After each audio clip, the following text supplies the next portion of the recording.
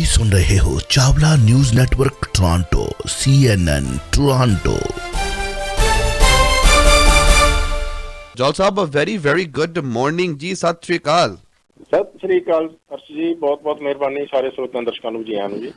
ਕੁਝ ਟਾਈਮ ਪਹਿਲਾਂ 1320 AM ਨੇ ਜਿਹੜੀ ਸਮੁੱਚੀ ਜਿੰਨੇ ਵੀ ਪ੍ਰੋਡਿਊਸਰ ਡਾਇਰੈਕਟਰ ਅਤੇ ਹੋਸਟ ਸਨ, ਟਾਈਮ ਪਹਿਲਾਂ ਉਹਨਾਂ ਨੇ ਇੱਕ ਜੈਨਰਸ ਡੋਨੇਸ਼ਨ ਕਲੈਕਸ਼ਨ ਕੀਤੀ ਸੀ ਜੋ ਕੀਰਤਪੁਰ ਪਾਰਕ ਆਂਟੇਰੀਓ ਖਾਲਸਾ ਦਰਬਾਰ ਡਿਕਸੀ ਰੋਡ ਗੁਰਦੁਆਰਾ ਸਾਹਿਬ ਮਿਸਿਸਾਗਾ ਦੇ ਵਿੱਚ ਇਕੱਠੇ ਕੀਤੇ ਸੀ।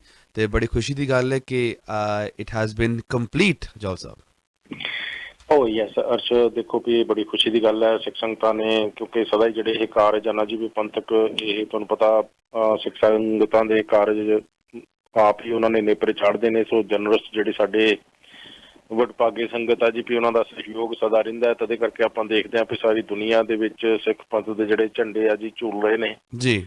ਕੌਮ ਆਪਾਂ ਨਵੀਂ ਆ, ਕੌਮ ਆਪਾਂ ਕੋਈ ਦੂਸਰੀਆਂ ਕੌਮਾਂ ਦੇ ਮੁਕਾਬਲੇ ਕੋਈ ਬਹੁਤ ਵੱਡੀ ਨਹੀਂ ਹੈ ਜੀ, ਔਰ ਦੂਸਰੀਆਂ ਕੌਮਾਂ ਦੇ ਜ਼ੁਲਮਾਂ ਦੇ ਵਿੱਚੋਂ ਉੱਠੀ ਹੋਈ ਕੌਮ ਆ। ਸੋ ਉਹਦੇ ਬਾਵਜੂਦ ਵੀ ਸੱਤ ਸਮੁੰਦਰ ਜਾ ਕੇ ਆਪਾਂ ਆਪਣੇ ਜੋ ਸਥਾਨ ਜਿਸ ਤਰ੍ਹਾਂ ਸਾਨੂੰ ਪਿਆਰੇ ਲੱਗਦੇ ਨੇ ਉਸ ਤਰ੍ਹਾਂ ਸਾਂਭ ਸੰਭਾਲ ਵੀ ਕਰ ਰਹੇ ਹਾਂ ਤੇ ਉਹਨਾਂ ਨੂੰ ਅੱਗੋਂ ਵੱਡੇ ਵੀ ਕਰ ਰਹੇ ਹਾਂ। ਸੋ ਉਸ ਲਿਹਾਜ਼ ਨਾਲ ਅਰਸ਼ ਇਹ ਪਈ ਜਾਣੀ ਕੀਰਤਪੁਰ ਪਾਰਕ ਆ ਜਿਹੜਾ, ਉੱਥੇ ਤੁਹਾਨੂੰ ਪਤਾ ਵੀ ਪਿਛਲੇ ਸਮੇਂ ਤੋਂ ਸਥਾਨ ਇਸ ਤਰੀਕੇ ਦੇ ਨਾਲ ਡਿਵੈਲਪ ਕੀਤਾ ਜਾ ਰਿਹਾ ਸੀਗਾ। ਜਿਹੜੀਆਂ ਅਸਥੀਆਂ ਨੇ, ਰਿਮੇਨਸ ਨੇ ਜੀ, ਉੱਥੇ ਉਹਨਾਂ ਨੂੰ ਜਲ ਪ੍ਰਵਾਹ ਕਰਨ ਦਾ ਜਿਹੜਾ ਜੀ ਉਹ ਇਨਫਰਾਸਟਰਕਚਰ ਆ ਉਹ ਦਿੱਤਾ ਜਾ ਸਕੇ ਸੰਗਤਾਂ ਨੂੰ, ਤੇ ਉਸ ਦੀ ਜਿਹੜੀ ਕੰਸਟਰਕਸ਼ਨ ਆ ਹੁਣ ਉਹ ਕੰਪਲੀਟ ਹੋ ਗਈ ਹੈ। ਬਿਲਕੁਲ ਦੱਸ ਰਹੇ ਸੀ ਓਨਟਾਰੀਓ ਖਾਲਸਾ ਦਰਬਾਰ ਦੇ ਪ੍ਰਧਾਨ ਹਰਪਾਲ ਸਿੰਘ ਜੀ ਵੀ ਕਿ ਪਈ ਕੰਸਟਰਕਸ਼ਨ ਮੁਕੰਮਲ ਹੋ ਗਈ ਹੈ, ਜਿਸ ਕਰਕੇ ਜੀ ਵੀ ਹੁਣ ਉਹਨਾਂ ਨੇ ਇਹ ਗੁਰੂ ਮਹਾਰਾਜ ਜੀ ਦਾ ਧੰਨਵਾਦ ਕਰਨ ਦੇ ਲਈ ਤੇ ਇਸ ਦੇ ਨਾਲ ਹੀ ਸੰਗਤਾਂ ਦਾ ਇੱਕ ਤਰੀਕੇ ਦੇ ਨਾਲ ਉਹਨਾਂ ਨੂੰ ਸ਼ਮੂਲੀਅਤ ਕਰਨ ਦੀ ਅਪੀਲ ਕੀਤੀ ਹੈ, ਜੋ ਕਿ ਅਰਦਾਸ ਤੇ ਵਿਜ਼ਿਟ ਰੱਖੀ ਗਈ ਹੈ ਕੀਰਤਪੁਰ ਪਾਰਕ ਦੀ। ਇੱਕ ਤਰੀਕੇ ਨਾਲ ਉਦਘਾਟਨ ਨਹੀਂ ਸਮਝਿਆ ਜਾ ਸਕਦਾ ਜੀ। ਸੋ ਉਸ ਦੇ ਵਾਸਤੇ ਜੀ ਵੀ ਉੱਥੇ ਉਹਨਾਂ ਨੇ ਜੋ ਪ੍ਰੋਗਰਾਮ ਰੱਖਿਆ ਹੈ ਇਹ ਅਗਲੇ ਸ਼ਨੀਚਰਵਾਰ ਨੂੰ ਆ 23 ਜੁਲਾਈ ਨੂੰ, ਤੇ 1 ਵਜੇ ਸੰਗਤਾਂ ਨੂੰ ਅਪੀਲ ਕੀਤੀ ਗਈ ਪਹੁੰਚਣ ਦੀ। ਬਿਲਕੁਲ ਇਸ ਦੇ ਬਾਰੇ ਵੈਸੇ ਹੋਰ ਜਾਣਕਾਰੀ ਵੀ ਲਈ ਜਾ ਸਕਦੀ ਹੈ। ਗੁਰਦੁਆਰਾ ਸਾਹਿਬ ਸਿੱਧਾ ਹੀ ਫੋਨ ਕੀਤਾ ਜਾ ਸਕਦਾ 905 670 3311 ਟੈਲੀਫੋਨ ਨੰਬਰ ਤੇ ਇਹ ਕੀਰਤਪੁਰ ਪਾਰਕ ਜਿਹੜਾ ਜੀ ਵੀ ਮੁਕੰਮਲ ਹੋ ਚੁੱਕਾ ਓਨਟਾਰੀਓ ਖਾਲਸਾ ਦਰਬਾਰ ਤੇ ਸੰਗਤਾਂ ਦੇ ਯਤਨ ਨਾਲ ਜੀ। ਸੋ ਸੰਗਤਾਂ ਨੂੰ ਬੇਨਤੀ ਹੈ ਕਿ ਤੁਸੀਂ ਜੇ ਜੁਲਾਈ 23 ਨੂੰ ਤੁਸੀਂ ਪਹੁੰਚ ਸਕਦੇ ਹੋ ਜੀ 1 ਵਜੇ ਜਿੱਥੇ ਅਰਦਾਸ ਹੋਣਗੇ ਉੱਥੇ ਤੁਸੀਂ ਇਸ ਪਾਰਕ ਦਾ ਤੁਸੀਂ ਵਿਜ਼ਿਟ ਕਰ ਸਕਦੇ ਹੋ। ਵਧੇਰੇ ਜਾਣਕਾਰੀ ਲਈ ਇੱਕ ਵਾਰੀ ਫਿਰ ਤੋਂ 9056703311 ਤੇ ਤੁਸੀਂ OKD ਓਨਟਾਰੀਓ ਖਾਲਸਾ ਦਰਬਾਰ ਨੂੰ ਕਾਲ ਕਰ ਸਕਦੇ ਹੋ ਜੀ। ਆਓ ਫਿਰ ਜੌਲ ਸਾਹਿਬ ਕੁਝ ਗੱਲਾਂ ਬਾਤਾਂ ਲੈ ਕੇ ਆਈਏ। ਤੁਹਾਨੂੰ ਪਤਾ ਹੈ ਕਿ ਜਿੱਥੇ ਇੱਕ ਟਾਈਮ ਹੁੰਦਾ ਹੈ ਜੀ 73 ਇਜ਼ ਚਲੋ ਅੱਜ ਕੱਲ੍ਹ 73 ਨੂੰ ਹਾਲੇ ਤੱਕ ਬੁਢਾਪਾ ਨਹੀਂ ਮੰਨਿਆ ਜਾਂਦਾ, ਪਰੰਤੂ you should be very careful while living in a condominium। ਉੱਥੇ ਪੌੜੀਆਂ ਹੁੰਦੀਆਂ ਨੇ ਜੀ। ਐਂਡ ਦੱਸਦੇ ਕਿ ਇਵਾਨਾ ਟਰੰਪ ਜੋ ਕਿ 73 ਈਅਰ ਓਲਡ ਦੇ ਸੀ, ਐਕਸੀਡੈਂਟਲੀ ਸ਼ੀ ਫੈਲ ਐਂਡ ਉਸਦੀ ਮੌਤ ਵੀ ਹੋ ਚੁੱਕੀ ਸੀ ਬਿਕਾਜ਼ ਉਹ ਕੌਂਡੋ ਦੇ ਵਿੱਚ ਰਹਿ ਰਹੇ ਸਨ ਐਂਡ ਸਟੇਅਰਕੇਸ ਬਿਲਡਿੰਗ ਦੇ ਵਿੱਚ ਉਹ ਚੜ੍ਹ ਰਹੇ ਸਨ and slip and fall. Yes Arsh, ਇਹ ਨਾ ਆਪਾਂ ਪ੍ਰੋਗਰਾਮਾਂ ਦੇ ਵਿੱਚ ਵੈਸੇ ਕਈ ਸਾਲਾਂ ਤੋਂ ਡਿਸਕਸ ਕਰਦੇ ਆ ਰਹੇ ਹਾਂ ਤੇ ਸਾਡਾ ਜਿਹੜਾ ਨਵਾਂ ਜਨ ਗਣਨਾ ਹੋਈ ਆ ਪਿਛਲੇ ਸਾਲ ਜਨਸੰਖਿਆ ਗਿਣੇ ਗਏ ਵੀ ਕਿੰਨੇ ਲੋਕ ਕੈਨੇਡਾ 'ਚ ਰਹਿੰਦੇ ਆ, ਉਹਦੇ ਵਿੱਚ ਹੀ ਫਿਰ ਸੀਗਾ ਵੀ ਕਿੰਨੇ ਇਕੱਲੇ ਰਹਿੰਦੇ ਆ ਤੇ ਕਿੰਨੇ ਪਰਿਵਾਰਾਂ 'ਚ। ਰਾਈਟ ਤੇ ਇਕੱਲੇ ਰਹਿੰਦਿਆਂ 'ਚ ਤਾਂ ਨੰਬਰ ਜਿਹੜਾ ਵੀ ਪਹਿਲਾਂ ਹਿਸਟੋਰਿਕ ਕਦੀ ਦੇਖਣ ਨੂੰ ਨਹੀਂ ਮਿਲਿਆ, ਮਤਲਬ ਆਲਮੋਸਟ 28%, ਉਸ ਤੋਂ ਵੀ ਜ਼ਿਆਦਾ ਲੋਕ ਜਿਹੜੇ ਇਕੱਲੇ ਰਹਿ ਰਹੇ ਆ ਇਸ ਵੇਲੇ, ਹਨਾ ਜੀ।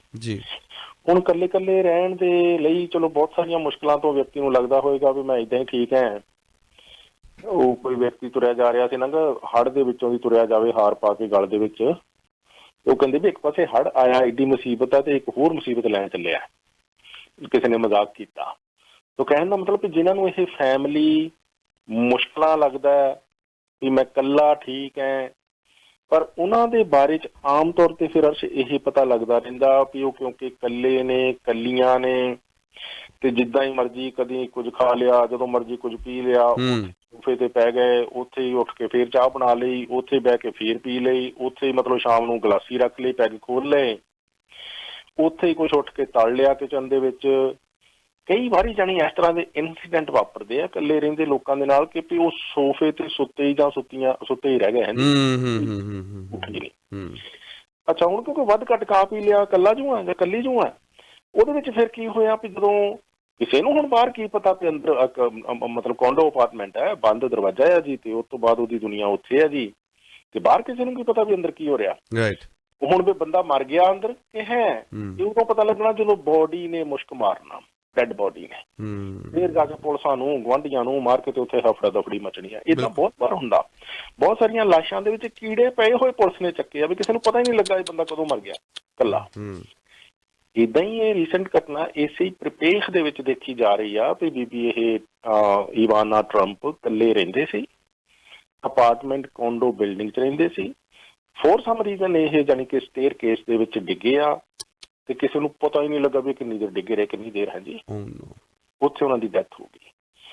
ਸੋ ਤਦ ਕਰਕੇ ਇਹ ਹੈ ਜੀ ਕਿ 73 ਜਿਹੜੀ ਏਜ ਆ ਕੋਈ ਬਹੁਤੀ ਜ਼ਿਆਦਾ ਨਹੀਂ ਜਿਸ ਤਰ੍ਹਾਂ ਤੁਸੀਂ ਕਿਹਾ, ਪਰ ਵੀ ਕਿਉਂਕਿ ਹੋਰ ਕਿਸੇ ਨੂੰ ਖਬਰ ਹੀ ਨਹੀਂ ਵੀ ਤੁਹਾਡਾ ਹਾਲ ਚਾਲ ਕੀ ਹੈ, ਵੀ ਤੁਹਾਡੇ ਨਾਲ ਕੀ ਵਾਪਰ ਰਿਹਾ, ਕਿੱਦਾਂ ਤੁਹਾਡੀ ਜ਼ਿੰਦਗੀ ਹੈ, ਤੁਹਾਡਾ ਇੱਕ ਲਿਮਿਟਡ ਸਰਕਲ ਹੈ ਸੋਸ਼ਲੀ ਵੀ, ਉਹਦੇ ਕਰਕੇ ਵੀ ਥੋੜ੍ਹਾ ਜਿਹਾ ਇਹ ਬਹੁਤ ਕੇਅਰਫੁਲ ਰਹਿਣ ਦੀ ਲੋੜ ਆ ਤੇ ਆਪਣੀ ਸੇਫਟੀ ਦੇ ਹਿੱਤ ਦੇ ਵਿੱਚ ਵੀ ਹਰ ਇੱਕ ਨੂੰ ਵੀ ਘਰ ਵਿੱਚ ਜਦੋਂ ਚੁੱਲ੍ਹਾ ਚਲਾਇਆ ਜਾਂਦਾ, ਪਕੌੜੇ ਤਲੇ ਜਾਂਦੇ, ਕੁਝ ਚੀਜ਼ਾਂ ਬਣਾਈਆਂ ਜਾਂਦੀਆਂ, ਉੱਥੇ ਥੋੜ੍ਹੀ ਬਹੁਤੀ ਅੱਗ ਭੜ ਕੇ ਕੋਈ ਘਟਨਾ ਵਾਪਰ ਜੇ, ਕੋਈ ਮਤਲਬ ਫਾਇਰ ਨੂੰ ਫੋਨ ਕਰਨ ਵਾਲਾ ਵੀ ਹੈ ਨਹੀਂ ਉੱਥੇ, ਹੈ ਨਾ, ਇੱਦਾਂ ਦੀਆਂ ਗੱਲਾਂ ਵੀ ਹੋ ਜਾਂਦੀਆਂ। ਇੱਦਾਂ ਹੀ ਅੰਦਰ ਜੇ ਬੈਠਿਆਂ ਮਤਲਬ ਸੋਫੇ ਤੇ ਜ਼ਿਆਦਾ ਖਾ ਪੀ ਲਿਆ, ਮਤਲਬ ਜਾਨ ਨਿਕਲ ਗਈ ਤੇ ਫਿਰ ਵੀ ਕਿਸੇ ਨੂੰ ਨਹੀਂ ਪਤਾ ਲੱਗਣਾ ਜਿੰਨਾ ਚਿਰ ਮੁਸ਼ਕ ਨਹੀਂ ਆਇਆ। ਇੱਦਾਂ ਕਰਕੇ ਆ ਜੀ ਵੀ ਇਹ ਥੋੜ੍ਹਾ ਬਹੁਤਾ ਜਾਣੀ ਆਊਟਰ ਵਰਲਡ ਦੇ ਨਾਲ ਆਪਣੇ ਕਾਂਟੈਕਟਸ ਜਿਹੜੇ ਅੱਜ ਵੀ ਮੇਨਟੇਨ ਕਰਨੇ ਚਾਹੀਦੇ ਆ ਤਾਂ ਕਿ ਡੇਲੀ ਬੇਸਿਸ ਤੇ ਰਾਜੀ ਖੁਸ਼ ਦਾ ਕਿਸੇ ਨਾ ਕਿਸੇ ਨੂੰ ਪਤਾ ਹੋਵੇ ਕਿ ਜੇ ਅੱਜ ਕਾਲ ਨਹੀਂ ਆਈ, ਕੱਲ੍ਹ ਕਾਲ ਨਹੀਂ ਆਈ ਤਾਂ ਪਤਾ ਤਾਂ ਕਰੀਏ ਵੀ ਕੀ ਗੱਲ ਆ। ਸੋ ਉਸ ਲਿਹਾਜ਼ ਨਾਲ ਆ ਜੀ ਵੀ ਘਟਨਾ ਵਾਪਰੀ ਹੈ, ਉਹਨਾਂ ਦਾ ਜਿਹੜਾ ਸੰਸਕਾਰ ਆ ਫਿਊਨਲ ਅੱਜ ਰੱਖਿਆ ਗਿਆ। ਉੱਥੇ ਫਿਰ ਉਹਨਾਂ ਦੇ 3 ਬੱਚੇ ਤੇ ਡੋਨਲਡ ਟਰੰਪ ਸਾਹਿਬ ਵੀ ਪਹੁੰਚ ਰਹੇ ਆ, ਉਹਨਾਂ ਦੀ ਹੋਣ ਵਾਲੀ ਵਾਈਫ ਵੀ ਪਹੁੰਚ ਰਹੀ ਹੈ, ਮਿਲਾਨੀਆ ਟਰੰਪ, ਤੇ ਬੇਅਫਸੋਸ ਦਾ ਮਾਹੌਲ ਹੈ ਜੀ ਇਸ ਪੱਖੋਂ ਪਰਿਵਾਰ ਦੇ ਵਿੱਚ। ਪੈਂਡੈਮਿਕ ਦੇ ਵਿੱਚ ਜੌਲ ਸਾਹਿਬ ਕਾਫੀ ਬੈਕਲੌਗ ਸਨ ਐਂਡ ਲੰਬੀਆਂ ਲਾਈਨਾਂ 'ਚ ਜਿੱਥੇ ਕੈਨੇਡੀਅਨਸ ਨੂੰ ਵੇਟ ਵੀ ਕਰਨਾ ਪਿਆ, ਉੱਥੇ ਜੇ ਆਪਾਂ ਅੰਕੜਿਆਂ ਦੀ ਗੱਲ ਕਰੀਏ ਪਾਸਪੋਰਟਸ ਇਸ਼ੂ ਦੀ, ਤਾਂ ਪਾਸਪੋਰਟ ਕੈਨੇਡਾ ਇਸ਼ੂਡ ਓਵਰ ਕਹ ਲਓ ਕਿ 54,000 ਪਾਸਪੋਰਟਸ ਲਾਸਟ ਵੀਕ ਐਂਡ ਜੇ ਦੇਖਿਆ ਜਾਵੇ ਕਿ ਐਵਰੇਜ ਜਿਹੜੀ ਪ੍ਰੋਸੈਸਿੰਗ ਟਾਈਮ ਆ ਐਪਲੀਕੇਸ਼ਨ ਦੀ ਜਿੱਥੇ ਬਹੁਤ ਜਲਦੀ ਹੋ ਜਾਂਦਾ ਸੀ, ਹੁਣ 40 ਦਿਨ ਅਰਾਊਂਡ 40 ਡੇਜ਼ ਲੱਗਦੇ ਨੇ ਜੀ। ਉਹੀ ਆ ਸਰਚ ਜਦੋਂ ਵੀ ਹੁਣ ਕੋਵਿਡ ਤੋਂ ਖੁੱਲ੍ਹਣ ਤੋਂ ਬਾਅਦ ਜਾਣੀ ਜਿੱਦਾਂ ਹਰ ਤਰ੍ਹਾਂ ਦੀ ਵੈਸੇ ਸਰਵਿਸ ਦਾ ਕਸਟਮਰਸ ਦੇ ਕਲਾਇੰਟ ਦੇ ਲਈ ਮਤਲਬ ਜਿਹੜੀ ਕਰਟਸੀ ਸਰਵਿਸਿਜ਼ ਵੀ ਹੁੰਦੀਆਂ ਸੀਗੀਆਂ ਜਾਂ ਸਪੈਸ਼ਲੀ ਗਵਰਨਮੈਂਟ ਸਰਵਿਸਿਜ਼ ਵੀ ਘਰੇ ਬੈਠਿਆਂ ਨੂੰ ਤਨਖਾਹਾਂ ਤੇ ਬੈਨੀਫਿਟਸ ਆ ਰਹੇ ਆ ਤੇ ਮਾੜਾ ਮੋਟਾ ਕੁਝ ਕੰਪਿਊਟਰ ਤੇ ਹੱਥ ਮਾਰ ਛੱਡਿਆ, ਨਹੀਂ ਤਾਂ ਬੈਠੇ ਰਹੇ, ਚਾਵਾਂ ਕਾਫੀਆਂ ਪੀ ਲਈਆਂ ਜੀ।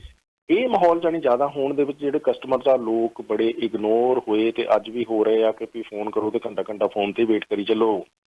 ਆ ਪੁਲਿਸ ਦੀ ਗੱਲ ਆਪਾਂ ਗੱਲ ਕੀਤੀ ਸੀ ਕਿ ਚੋਰੀ ਵੀ ਸਮਾਨ ਹੋ ਗਿਆ ਤੇ ਅੱਧਾ ਘੰਟਾ ਫੋਨ ਤੇ ਵੇਟ ਕਰੋ ਜੀ, ਜਿੰਨਾ ਚਿਰ ਤੁਹਾਨੂੰ ਕੋਈ ਆ ਕੇ ਤੁਹਾਡੀ ਦਾਸਤਾਨ ਸੁਣ ਸਕੇ। ਸੋ ਇਸੇ ਕਰਕੇ ਜੀ ਵੀ ਇਹ ਪਾਸਪੋਰਟ ਸਿਲਸਿਲੇ ਦੇ ਵਿੱਚ ਵੀ ਆਪਾਂ ਦੇਖ ਰਹੇ ਹਾਂ ਲੰਬੀਆਂ ਲਾਈਨਾਂ ਦੇਸ਼ ਭਰ ਦੇ ਵਿੱਚ ਲੱਗਦੀਆਂ ਰਹੀਆਂ ਪਿੱਛੇ, ਅੱਜ ਵੀ ਵੇਟਿੰਗ ਪੀਰੀਅਡ ਅਜੇ ਲੌਂਗ ਹੈ। ਕੁੱਲ ਮਿਲਾ ਕੇ ਜਾਣੀ ਕਿ ਵੀ ਹੁਣ ਸਿਚੁਏਸ਼ਨ ਜਿਹੜੀ ਅੱਜ ਪਿਛਲੇ 30-40 ਦਿਨਾਂ ਦੇ ਮੁਕਾਬਲੇ ਅੱਜ ਕੁਝ ਬੈਟਰ ਸਮਝੀ ਜਾ ਰਹੀ ਹੈ ਕਿਉਂਕਿ ਸਟਾਫ ਜਿਹੜਾ ਉਹਨਾਂ ਨੇ ਭਰਤੀ ਕਰਨਾ ਸੀ, ਭਰਤੀ ਕਰਕੇ 600-700 ਬੰਦਾ ਨਵਾਂ ਉਹਨਾਂ ਨੂੰ ਟ੍ਰੇਨਡ ਵੀ ਕਰ ਲਿਆ ਤੇ ਹੁਣ ਉਹ ਐਕਸ਼ਨ ਦੇ ਵਿੱਚ ਨੇ। ਇਹਦੇ ਕਰਕੇ ਵੀ ਇੱਕ ਹਫ਼ਤੇ ਦੇ ਵਿੱਚ ਜਾਣੀ ਕਿ 54,000 ਪਾਸਪੋਰਟ ਜਿਹੜੇ ਇਸ਼ੂ ਹੋਣਾ, ਜਿਹੜੇ ਕਿ ਵੀ ਜਾਣੀ ਪਿਛਲੇ ਮਹੀਨੇ ਇਸੇ ਹੀ ਹਫ਼ਤੇ ਦੇ ਮੁਕਾਬਲੇ 10,000 ਜ਼ਿਆਦਾ ਆ। ਸੋ ਕਹਿ ਲਓ ਵੀ ਉਹਨਾਂ ਨੇ ਸਪੀਡ ਅਪ ਕਰ ਦਿੱਤਾ ਸਿਸਟਮ, ਪਰ ਅੱਜ ਵੀ ਜੇ ਕੋਈ ਅਪਲਾਈ ਕਰੇ ਤੇ 40 ਕੁ ਦਿਨ ਦਾ ਜਿਹੜਾ ਪ੍ਰੋਸੈਸਿੰਗ ਟਾਈਮ ਪਾਸਪੋਰਟ ਵਾਸਤੇ ਚਾਹੀਦਾ। ਤੇ ਵੈਸੇ ਤੇ ਜੋ ਹਾਲਤ ਏਅਰਪੋਰਟਸ ਤੇ ਹੈਗੀ ਆ ਕਹਿ ਲਓ ਵੀ ਕੋਈ ਮਤਲਬ ਸਮਾਂ ਥੋੜਾ ਰਹਿ ਗਿਆ ਕੁਛ ਘਰੋਂ ਨਿਕਲਣ ਦਾ, ਹਨਾ ਜੀ। ਬਿਲਕੁਲ ਪਾਸੇ ਤੇ ਅੱਜ ਚਲੋ ਵੈਦਰ ਵੀ ਵੈਸੇ 40-41 ਡਿਗਰੀ ਆ, ਵੈਸੇ ਸੂਰਜ ਦੀਆਂ ਤੇਜ਼ ਕਿਰਨਾਂ ਤੋਂ ਬਚਣ ਦੀ ਲੋੜ ਦੱਸੀ ਜਾ ਰਹੀ ਆ, ਜਿਹਦੇ ਕਰਕੇ ਬਰੈਂਪਟਨ ਸਿਟੀ ਦੇ ਵਿੱਚ ਵੀ ਠੰਡੇ ਰੱਖਣ ਲਈ ਲੋਕਾਂ ਨੂੰ ਗਰਮੀ ਤੋਂ ਬਚਾਉਣ ਲਈ ਵੀ ਬਹੁਤ ਸਾਰੇ ਜਿਹੜੇ ਰੀਕ੍ਰੀਏਸ਼ਨਲ ਸੈਂਟਰ ਤੇ ਸਿਟੀ ਹਾਲ ਵੀ ਖੋਲਿਆ ਗਿਆ। ਏਦਾਂ ਜਾਨੀ ਐਡਵਾਈਜ਼ਰੀ ਹੈ ਵੀ ਘਰੋਂ ਨਹੀਂ ਜਾਣਾ। ਪਰ ਕੁੱਲ ਮਿਲਾ ਕੇ ਜੇ ਪਾਸਪੋਰਟ ਦੀ ਲੋੜ ਹੋਵੇ ਤੇ ਫਿਰ ਏਅਰਪੋਰਟਸ ਦਾ ਜੋ ਹਾਲ ਆ ਉਹ ਪਿਛਲੇ ਮਹੀਨਿਆਂ ਤੋਂ ਆਪਾਂ ਦੱਸਦੇ ਆ ਰਹੇ ਹਾਂ, ਕੱਲ ਵੀ ਡਿਸਕਸ ਕੀਤਾ ਸੀਗਾ।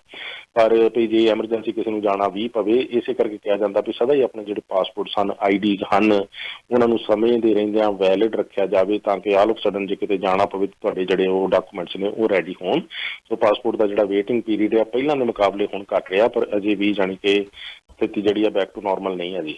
9058131320 ਤੁਹਾਡਾ ਕੋਈ ਸਵਾਲ ਜਵਾਬ ਹੋ ਤੁਸੀਂ ਸਾਨੂੰ ਲਾਈਨਸ ਓਪਨ ਕਰ ਚੁੱਕੇ ਹਾਂ। If you have any questions for Jaul Sahib 9058131320। ਬ੍ਰੌਡਸ ਦੀ ਚੌਥੀ ਲੋਕੇਸ਼ਨਸ ਵੌਨ ਮਿਲਸ ਦੇ ਵਿੱਚ ਖੁੱਲਣ ਜਾ ਰਹੀ ਹੈ ਇਸ 3 ਹਫ਼ਤੇ ਦੇ ਵਿੱਚ। ਸੋ ਪੂਰੇ ਪਾਵਲਾ ਪਰਿਵਾਰ ਨੂੰ ਬਹੁਤ ਸਾਰੀ ਮੁਬਾਰਕਾਂ। ਚੌਥੀ ਲੋਕੇਸ਼ਨ ਲੈ ਕੇ ਆ ਰਹੇ ਨੇ ਬ੍ਰੌਡਸ ਗ੍ਰੈਂਡ ਬਫੇ। ਜੌਲ ਸਾਹਿਬ ਅਸੀਂ ਕਾਫੀ ਵਾਰ ਇਸ ਚਰਚਾ ਨੂੰ ਲੈ ਕੇ ਆਏ ਹਾਂ, ਪਰੰਤੂ ਚਲੋ ਸਾਡਾ ਕੰਮ ਹੈ ਐਜ਼ ਅ ਮੀਡੀਆ ਬਾਰ-ਬਾਰ ਰਿਪੀਟ ਕਰਨਾ, ਬਾਰ-ਬਾਰ ਗਾਈਡ ਕਰਨਾ। ਯਾਦ ਕਰਾ ਦੀ ਕਿ ਜਿੰਨੇ ਵੀ ਕੈਨੇਡੀਅਨ ਸਿਟੀਜ਼ਨਸ ਭਾਰਤ ਜਾਂ ਇੰਡੀਆ ਜਾਣ ਨੂੰ ਇਸ ਵੇਲੇ ਉਹਨਾਂ ਨੂੰ ਲੋੜ ਹੈ ਜੀ ਜਾਂ ਜਾਣਾ ਚਾਹੁੰਦੇ ਨੇ, ਉਹਨਾਂ ਨੂੰ ਨਿਊ ਵੀਜ਼ਾ ਅਪਲਾਈ ਕਰਨਾ ਹੀ ਪੈਣਾ। ਜਿਹੜੇ ਪੁਰਾਣੇ 5-10 ਸਾਲ ਵਾਲੇ ਲੌਂਗ ਟਰਮ ਵੀਜ਼ਾ ਸੀ ਉਹ ਹਾਲੇ ਸਸਪੈਂਡਡ ਨੇ, ਰੱਦ ਨੇ।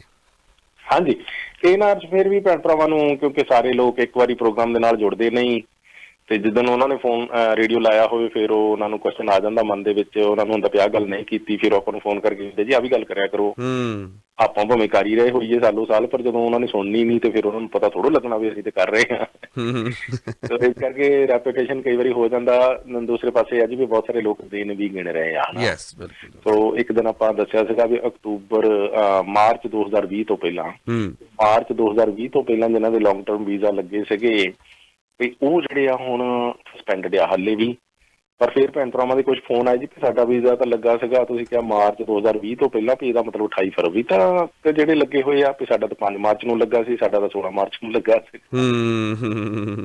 ਲਿਹਾਜ਼ ਨਾਲ ਇਹ ਆ ਜੀ ਕਿ ਮਤਲਬ ਕਦੇ ਵੀ ਪਹਿਲਾਂ ਕਹਿ ਲਓ ਕੁੱਲ ਬਣਾ ਕੇ ਵੀ ਵੀਜ਼ਾ ਲੱਗਾ ਸੀਗਾ ਜਿਹੜਾ ਕਿ 6 ਅਕਤੂਬਰ 2021 ਤੋਂ ਪਹਿਲਾਂ ਲੱਗਾ ਸੀਗਾ। ਵੈਸੇ ਤੇ ਗੱਲ ਇਹ ਆ ਕਿਉਂਕਿ ਮਾਰਚ 2020 ਤੋਂ ਬਾਅਦ ਕੋਈ ਲੌਂਗ ਟਰਮ ਵੀਜ਼ਾ ਇਸ਼ੂ ਹੀ ਨਹੀਂ ਹੋਇਆ, ਕਿਉਂਕਿ ਸਭ ਕੁਝ ਸ਼ਟ ਡਾਊਨ ਨਹੀਂ ਹੋ ਗਿਆ ਸੀ। ਰਾਈਟ। ਸੋ ਇਸ ਕਰਕੇ ਵੀ ਫਿਰ ਆਈ ਸੀ ਐਡਵਾਈਜ਼ਰੀ ਕਿ ਤੁਸੀਂ ਜੀ ਵੀ 6 ਅਕਤੂਬਰ 2021 ਤੋਂ ਇੰਡੀਆ ਵਿਜ਼ਿਟ ਕਰਨ ਜਾ ਸਕਦੇ ਆ, ਤੇ ਵੀਜ਼ਾ ਪਰ ਜਾਣੀ ਕਿ ਉਦੋਂ ਨਵਾਂ ਲੈਣਾ ਪੈਣਾ ਹਰ ਇੱਕ ਨੂੰ, ਕੈਨੇਡੀਅਨਸ ਨੂੰ, ਜਿਹੜਾ ਕਿ ਵੀ ਇਹ 6 ਅਕਤੂਬਰ 2021 ਤਰੀਕ ਨੂੰ ਜਾਂ ਉਸ ਤੋਂ ਬਾਅਦ ਦੇ ਵਿੱਚ ਨਵਾਂ ਵੀਜ਼ਾ ਕਿਸੇ ਦਾ ਵੈਲਿਡ ਹੋਇਆ ਪਾਸਪੋਰਟ ਦੇ ਵਿੱਚ ਇਸ਼ੂ ਕਰਾਇਆ ਤੇ ਉਹ ਟਰੈਵਲ ਕਰ ਸਕਦੇ ਨੇ। ਤੇ ਜਿਨ੍ਹਾਂ ਦੇ ਉਹੀ 5 ਜਾਂ 10 ਸਾਲ ਵਾਲੇ ਵੀਜ਼ਾ, ਭਾਵੇਂ ਉਹ ਈ ਵੀਜ਼ਾ ਆ ਜਾਂ ਪੇਪਰ ਵੀਜ਼ਾ ਆ, ਸਟਿੱਕਰ ਵੀਜ਼ਾ ਆ, ਵੀ ਉਹ ਭਾਵੇਂ ਵੈਲਿਡ ਨਜ਼ਰ ਆਉਂਦੇ ਆ ਪਰ ਇੰਡੀਆ ਉਹਨਾਂ ਤੇ ਟਰੈਵਲ ਹਜੇ ਨਹੀਂ ਕੀਤਾ ਜਾ ਸਕਦਾ, ਉਹ ਸਸਪੈਂਡਡ ਆ ਜੀ। ਇਸੇ ਕਰਕੇ ਐਮਬੈਸੀ ਤੋਂ ਮਤਲਬ ਉਹਨਾਂ ਦਾ ਇਹ ਕਹਿਣਾ ਵੀ ਹਰ ਇੱਕ ਨੂੰ ਜਿਹੜਾ ਹਾਲ ਦੀ ਕਰੀ ਇਹ ਵੀਜ਼ਾ ਆ ਨਵਾਂ ਹੀ ਕੈਨੇਡੀਅਨਸ ਨੂੰ ਅਪਲਾਈ ਕਰਨਾ ਪੈਣਾ। ਦੂਸਰੇ ਪਾਸੇ OCI ਜਿੱਦਾਂ ਆਪਾਂ ਦੱਸਿਆ ਹੋਇਆ ਕਿ OCI ਵਾਸਤੇ ਦਰਵਾਜ਼ੇ ਜਿਹੜੇ ਖੁੱਲੇ ਸੀ, ਖੁੱਲੇ ਹਨ ਤੇ ਖੁੱਲੇ ਰਹਿਣੇ ਵੀ ਆ ਲੱਗਦਾ ਅੱਜ ਹਾਲਾਤ ਵਿੱਚ। ਤੇ OCI ਸਦਾ ਵੈਲਕਮ ਨੇ, ਉਹ ਜਾ ਸਕਦੇ ਨੇ ਜਦੋਂ ਚਾਹੁਣ ਜਾ ਸਕਦੇ ਨੇ, ਉੱਥੇ ਜਿੰਨੀ ਚਿਰ ਮਰਜ਼ੀ ਰਹਿ ਸਕਦੇ ਨੇ, ਜਦੋਂ ਚਾਹੁਣ ਵਾਪਸ ਵੀ ਆ ਸਕਦੇ ਨੇ। OCI ਦਾ ਇਹ ਫਾਇਦਾ ਹੈ। ਤੇ ਉਹਦੇ ਵਿੱਚ ਫਿਰ ਇਹ ਹੈ ਜੀ ਵੀ ਮਤਲਬ ਜਿਹੜੇ OCI ਹੋਲਡਰ ਹੈ ਉਹਨਾਂ ਨੂੰ ਮਤਲਬ ਕਿ ਬਹੁਤ ਸਾਰੇ ਜਿਹੜੇ ਮਨਾਂ ਦੇ ਵਿੱਚ ਭਰਮ ਭੁਲੇਖੇ ਸੀ ਹੁਣ ਬੜੇ ਸੋਹਣੇ ਆਪਣੇ ਆਪ ਨਿਕਲਦੇ ਜਾ ਰਹੇ, ਕਿਉਂਕਿ ਵੀਜ਼ਾ ਦੇ ਵਿੱਚ ਜਿੰਨੀ ਖੱਜਲ ਖੁਆਰੀ ਆ। ਇਸ ਕਰਕੇ ਪਰ ਇਹਦੇ ਨਾਲ ਹੀ ਵੀ ਕੈਨੇਡੀਅਨ ਸਿਟੀਜ਼ਨ ਜਿਹੜੇ ਹੈਗੇ ਆ ਜਾਂ ਬ੍ਰਿਟਿਸ਼ ਵੀ ਜਿਹੜੇ UK ਦੇ ਵੀ ਸਿਟੀਜ਼ਨ ਆ ਇੰਗਲੈਂਡ ਦੇ, ਉਹਨਾਂ ਵਾਸਤੇ ਈ ਵੀਜ਼ਾ ਜਿਹੜਾ ਘਰੋਂ ਹੀ ਆਪਾਂ ਇਨਫੋਰਮੇਸ਼ਨ ਭਰ ਕੇ ਤੇ ਪ੍ਰਿੰਟ ਕਰ ਲਈਦਾ ਸੀਗਾ, 5 ਸਾਲਾਂ ਦਾ ਨਿਕਲ ਆਉਂਦਾ ਸੀ, ਉਹ ਹੁਣ ਹੱਲੇ ਫੈਸਿਲਿਟੀ ਨਹੀਂ ਅਵੇਲੇਬਲ। ਇਸੇ ਕਰਕੇ ਜਿਹਨੇ ਵੀ ਇੰਡੀਆ ਜਾਣ ਦਾ ਪ੍ਰੋਗਰਾਮ ਹੈ, ਪੁਰਾਣੇ ਵੀਜ਼ੇ ਕੈਂਸਲ ਆ ਜੀ, ਨਵਾਂ ਲੈਣਾ ਜ਼ਰੂਰੀ ਹੈ ਜੀ। ਲੋ ਜੀ, ਲੈਂਦੇ first call on the air. ਸਤਿ ਸ਼੍ਰੀ ਅਕਾਲ ਕਾਲਰ। ਸਤਿ ਸ਼੍ਰੀ ਅਕਾਲ ਜੀ। ਸਤਿ ਸ਼੍ਰੀ ਅਕਾਲ ਜੋਲਦਾ। ਸਤਿ ਸ਼੍ਰੀ ਅਕਾਲ। तो भाजी प्रॉब्लम मेरी यूनिक तो नहीं है, पर टाइमलाइन मेरे को थोड़ा इस करके मैं सर को थोड़ा इन्फॉर्मेशन चाहता ਸੀਗਾ कि बड़ी कॉमन प्रॉब्लम है जी लैंडिंग पेपर 'ਚ ਜਦੋਂ ਤੁਸੀਂ ਗਿਵਨ ਨੇਮ ਦਿੰਦੇ ਹੋ ਤੇ ਲੈਂਡਿੰਗ ਪੇਪਰ ਤੁਹਾਡਾ ਸਾਰਾ ਲਾਸਟ ਨੇਮ ਪਾ ਦਿੰਦੇ, ਫਰਸਟ ਨੇਮ ਖਾਲੀ ਛੱਡ ਦਿੰਦੇ। ਸੋ ਮੇਰਾ ਤੇ ਮੇਰੇ ਬੇਟੇ ਦੀ ਇਹ ਪ੍ਰੋਬਲਮ ਸੀਗੀ। तो ਟੈਕਨੀਕਲੀ ਜੇ ਮੈਂ ਕੈਨੇਡੀਅਨ ਪਾਸਪੋਰਟ ਅਪਲਾਈ ਕਰਦਾ, ਸਿਟੀਜ਼ਨਸ਼ਿਪ ਹੋ ਚੁੱਕੀ ਹੈ, ਤੇ ਮੇਰਾ ਲਾਸਟ ਨੇਮ ਗੁਰਪ੍ਰਤਾਪ ਸਿੰਘ ਹੋਏਗਾ, ਫਰਸਟ ਨੇਮ ਬਲੈਂਕ ਹੋਏਗਾ। ਉਹਦੇ ਵਾਸਤੇ ਮੈਂ ਨੇਮ ਚੇਂਜ ਦੀ ਐਪਲੀਕੇਸ਼ਨ ਦਿੱਤੀ ਹੈ which is taking way too long. So ਮੈਂ ਪੁੱਛਣਾ ਚਾਹੁੰਦਾ ਜੀ ਕਿ ਹੁਣ ਜਦੋਂ ਵੀ because I have to travel at the end of November to India, so ਇਹ ਕਿੰਨਾ ਕੁ ਜੇ ਨੇਮ ਚੇਂਜ ਦੀ ਐਪਲੀਕੇਸ਼ਨ ਲਾ ਕੇ ਪਾਸਪੋਰਟ ਨੂੰ ਕਿੰਨਾ ਟਾਈਮ ਲੱਗੇਗਾ ਤੇ ਉਸ ਤੋਂ ਬਾਅਦ OCI ਕਾਰਡ ਜਾਂ ਵੀਜ਼ੇ ਨੂੰ ਕਿੰਨਾ ਕੁ ਟਾਈਮ ਫਰੇਮ ਲੱਗੇਗਾ, ਮੈਂ ਸਿਰਫ ਇਹਦੇ ਬਾਰੇ ਇਨਫੋਰਮੇਸ਼ਨ ਲੈਣਾ ਚਾਹੁੰਦੇ। ਥੈਂਕ ਯੂ ਭਾਜੀ। Thank you so much. ਜਿੰਨੇ ਜ਼ਿਆਦਾ ਤੁਸੀਂ ਡਾਕੂਮੈਂਟ ਗਣਾਏ ਆ ਨਾ, ਤੇ ਹੁਣ 40 ਦਿਨ ਤੇ ਕੈਨੇਡੀਅਨ ਪਾਸਪੋਰਟ ਨੂੰ ਵੀ ਅੱਜ ਦੀ ਤਰੀਕ 'ਚ ਲੱਗ ਰਹੇ ਆ। ਨਵੰਬਰ ਤੁਹਾਡਾ ਛਾਲਾ ਮਾਰਦਾ ਆ ਰਿਹਾ ਹਨਾ। ਤੇ ਜਿਹੜੀ ਇਹ ਨੇਮ ਚੇਂਜ ਵਗੈਰਾ ਦੀ ਸਰਵਿਸ ਹੈ ਵੈਸੇ ਹੀ ਪ੍ਰਾਇਓਰਟੀ ਸਰਵਿਸ ਨਹੀਂ ਹੈਗੀ ਜੀ। ਇਹਦੇ ਵਿੱਚ ਹੁਣ ਬਾਕੀ ਦੇ ਸਾਰੇ ਕੰਮ ਛੱਡ ਕੇ ਜੇ ਹੁਣ ਪਾਸਪੋਰਟ ਪ੍ਰਿੰਟ ਕਰ ਰਹੇ ਨੇ ਜਾਂ ਹੋਰ ਅਰਜੈਂਟ ਐਮਰਜੈਂਸੀਜ਼ ਨੂੰ ਡੀਲ ਕਰ ਰਹੇ ਨੇ, ਤੇ ਤੁਹਾਡੀ ਇਹ ਸਰਵਿਸ ਜਿਹੜੀ ਆ ਜੀ ਕਿ ਉਹ ਕਾਫੀ ਪਛੜੀ ਰਹੇਗੀ। ਸੋ ਉਸ ਲਿਹਾਜ਼ ਨਾਲ ਬੈਟਰ ਇਹ ਇਸ ਵੇਲੇ ਜੋ ਤੁਸੀਂ ਕਰ ਸਕਦੇ ਆ, ਜੋ ਇੱਕ ਤੁਹਾਡੇ ਕੋਲ ਆਪਸ਼ਨ ਇੱਕੋ ਇੱਕ ਅਵੇਲੇਬਲ ਆ, ਉਹ ਇਹੀ ਹੈ ਕਿ ਤੁਸੀਂ IRCC ਦੇ ਵੈਬਸਾਈਟ ਤੇ ਜਾ ਕੇ ਉੱਥੇ ਇੱਕ ਤੁਸੀਂ ਵੈਬ ਫਾਰਮ ਪਾ ਸਕਦੇ ਆ, ਉੱਥੇ ਐਕਸਪਲੇਨ ਕਰ ਸਕਦੇ ਆ ਆਪਣੀ ਸਿਚੁਏਸ਼ਨ ਵੀ ਕਿਸੇ ਬੇਸਿਸ ਤੇ ਤੁਹਾਡੇ ਇਹ ਜਿਹੜਾ ਉਹ ਨੇਮ ਚੇਂਜ ਦਾ ਪ੍ਰੋਸੈਸ ਆ ਉਹਨੂੰ ਪ੍ਰਾਇਓਰਟਾਈਜ਼ ਕੀਤਾ ਜਾ ਸਕੇ। ਸੋ ਬਟ ਮੈਨੂੰ ਲੱਗ ਰਿਹਾ ਵੀ ਜੋ ਇਹ ਸਿਚੁਏਸ਼ਨ ਅੱਜ ਦੀ ਤਰੀਕ ਦੇ ਵਿੱਚ ਹੈ, ਇਹ ਕੋਈ ਸ਼ੋਰਟੀ ਦੇ ਨਾਲ ਨਹੀਂ ਕਿਹਾ ਜਾ ਸਕਦਾ ਵੀ ਨਵੰਬਰ ਦੇ ਵਿੱਚ ਸਭ ਕੁਝ ਤੁਹਾਡਾ ਤਿਆਰ ਹੋ ਜਾਏਗਾ, ਪਰ ਕੋਸ਼ਿਸ਼ ਤੁਸੀਂ ਕਰਦੇ ਰਹਿ ਸਕਦੇ ਆ। ਕੁਇਕਲੀ ਜੌਲ ਸਾਹਿਬ ਅੱਜ ਬੜੇ ਲੋਕ ਖੁਸ਼ ਹੋਣਗੇ ਜੀ ਐਕਸਪ੍ਰੈਸ ਐਂਟਰੀ ਡਰਾ ਅੱਜ ਐਕਸਪੈਕਟਡ ਹੈ ਜੀ IRCC ਕਾਫੀ ਵੱਡੇ backlog applications over 27 million foreigners wait ਕਰ ਰਹੇ ਨੇ ਜੀ ਵੀਜ਼ਾਸ ਦੇ ਵਾਸਤੇ ਸਟੱਡੀ ਜਾਂ ਵਰਕ ਪਰਮਿਟ ਜਾਂ PR ਲਈ ਜਾਂ ਸਿਟੀਜ਼ਨਸ਼ਿਪ ਲਈ ਯੈਸ ਅਰਸ਼ ਵੈਸੇ ਨਾ ਮੈਂ ਸਮਝਾਂਗਾ ਵੀ ਕੈਨੇਡਾ ਵਾਸਤੇ ਕਿਸੇ ਵੀ ਦੇਸ਼ ਦੇ ਲੋਕਾਂ ਵਾਸਤੇ ਉਹਨਾਂ ਵਾਸਤੇ ਬੜੇ ਮਾਣ ਵਾਲੀ ਗੱਲ ਹੋ ਸਕਦੀ ਆ ਤੇ ਉਹਨਾਂ ਦੇ ਦੇਸ਼ ਦੇ ਵਿੱਚ ਆਉਣ ਲਈ ਦੁਨੀਆ ਤਰਸਦੀ ਆ। ਆਉਣ ਤੋਂ ਬਾਅਦ ਤਾਂ ਚਲੋ ਅੱਧੇ ਪਚੱਧੀਆਂ ਨੂੰ ਬਾਅਦ ਵਿੱਚ ਨੁਕਸ ਬਹੁਤ ਨਜ਼ਰ ਆਉਂਦੇ ਆ ਨਾ ਵੀ ਆਪਣਾ ਆਪ ਜ਼ਿਆਦਾ ਵਧੀਆ ਠੀਕ ਸੀ ਜੀ ਤੇ ਹਾਂਜੀ ਕੈਨੇਡਾ ਦੇ ਵਿੱਚ ਨੁਕਸ, ਅਮਰੀਕਾ ਦੇ ਵਿੱਚ ਨੁਕਸ, ਪਰ ਇਹ ਬੜੀ ਮਾਣ ਵਾਲੀ ਗੱਲ ਆ ਕਿ ਮੁਲਕ ਦੇ ਵਿੱਚ ਆਉਣ ਲਈ ਜਾਨਾਂ ਵੀ ਤਲੀਆਂ ਤੇ ਰੱਖਣ ਨੂੰ ਤਿਆਰ ਆ, ਜੰਗਲਾਂ 'ਚ ਵੀ ਤੁਰਨ ਨੂੰ ਤਿਆਰ ਆ, ਕਈ ਮਹੀਨੇ ਜਹਾਜ਼ ਦੇ ਵਿੱਚ ਜਿੱਥੇ ਜਗ੍ਹਾ ਮਿਲ ਜੇ ਉੱਥੇ ਬਹਿਣ ਨੂੰ ਤਿਆਰ ਆ, ਪਾਸਪੋਰਟ ਕਰਾਉਣ ਨੂੰ ਤਿਆਰ ਆ, ਹੋਰ ਪਤਾ ਨਹੀਂ ਕੀ ਅੱਡੇ ਫਾਏ ਜੀ। ਆ ਗੋਦ ਲੈਣ ਵਾਲੇ ਬੱਚਿਆਂ ਦੀਆਂ ਕਹਾਣੀਆਂ ਸੁਣ ਲਓ ਆਪਾਂ ਕੀ ਨਹੀਂ ਕਰਦੇ ਤੇ ਕਰਦੀਆਂ। ਸੋ ਕਹਿਣ ਦਾ ਮਤਲਬ ਇਹ ਕੈਨੇਡਾ ਵਾਸਤੇ, ਕੈਨੇਡਾ ਦੇ ਲੋਕਾਂ ਵਾਸਤੇ ਬੜੀ ਮਾਣ ਵਾਲੀ ਗੱਲ ਹੈ ਕਿ ਉਹਨਾਂ ਨੇ ਐਸਾ ਕਿਰਦਾਰ ਆਪਣੇ ਵਿੱਚ ਪੈਦਾ ਕੀਤਾ ਸੀ ਕਿ ਉਹਨਾਂ ਦੇ ਮੁਲਕ 'ਚ ਆਉਣ ਨੂੰ ਦੁਨੀਆ ਤਰਸਦੀ ਆ। ਕੋਈ ਗੱਲ ਆ ਇੱਥੇ ਤੇ ਤਾਂ ਦੁਨੀਆ ਤਰਸਦੀ ਆ, ਉਦਾਂ ਕਿਸੇ ਦੇ ਕੋਈ ਨਹੀਂ ਜਾਂਦਾ ਜੀ। ਆਪਾਂ ਉੱਥੋਂ ਭੱਜ ਰਹੇ ਆ, ਆਪਣੇ ਕੋਲ ਨਹੀਂ ਇਹ ਆਉਣ ਨੂੰ ਬਿਲਕੁਲ ਉਤਾਵਲੇ ਹਨਾ। ਇੱਥੇ ਭਾਵੇਂ ਜਹਾਜ਼ ਖੜਾ ਕਰਕੇ ਕਿਸੇ ਦਿਨ ਟਰਾਈ ਵੀ ਕਰ ਲਓ ਜੀ। ਸਾਰੇ ਜਾਣੇ ਚੱਲੀਏ ਪੰਜਾਬ ਭਾਰਤ ਤੇ ਮੁੜ ਕੇ ਨਹੀਂ ਆਉਣਾ, ਕਦੀ ਵੀ ਦੇਖਦੇ ਆ ਕਿੰਨੇ ਬਹਿੰਦੇ ਆ ਜਾਂ ਕਿੰਨੀਆਂ ਬਹਿੰਦੀਆਂ। ਸੋ ਤਦ ਕਰਕੇ ਜਾਣ ਦਾ ਹੌਸਲਾ ਵੀ ਉਹਦਾ ਹੀ ਪੈਂਦਾ ਜਿਹਨੂੰ ਪਤਾ ਮੈਂ ਕਦੇ ਮੁੜ ਕੇ ਆ ਜਾਣਾ। ਇਸ ਕਰਕੇ ਜੀ ਵੀ ਬੜੇ ਮਾਣ ਵਾਲੀ ਗੱਲ ਹੈ।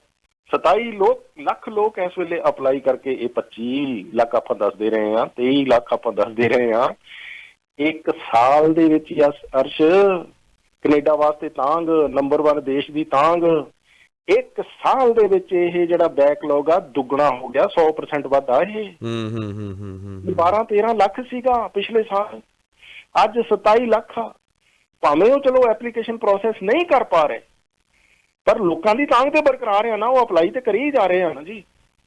ਸੋ ਲੋਕਾਂ ਨੂੰ ਅੱਜ ਵੀ ਜਿਹੜਾ ਕੈਨੇਡਾ ਆ ਉਹ ਦੁਨੀਆ ਦਾ ਨੰਬਰ 1 ਦੇਸ਼ ਨਜ਼ਰ ਆ ਰਿਹਾ ਹੈ। ਜਿਸ ਕਰਕੇ ਸਾਡੀਆਂ ਬੇਨਤੀਆਂ ਇਹੀ ਹੁੰਦੀਆਂ ਕਿ ਆਪਾਂ ਕੈਨੇਡਾ ਅਮਰੀਕਾ 'ਚ ਵੀ ਨੁਕਸ ਕੱਢੀਏ, ਆਪਾਂ ਸਾਰੀ ਕਾਇਨਾਤ ਵਿੱਚ ਨੁਕਸ ਕੱਢੀ ਚੱਲੀਏ ਇਸ ਜਨਮ ਦੇ ਵਿੱਚ, ਛੋਟੇ ਜਿਹੇ ਦੇ ਵਿੱਚ।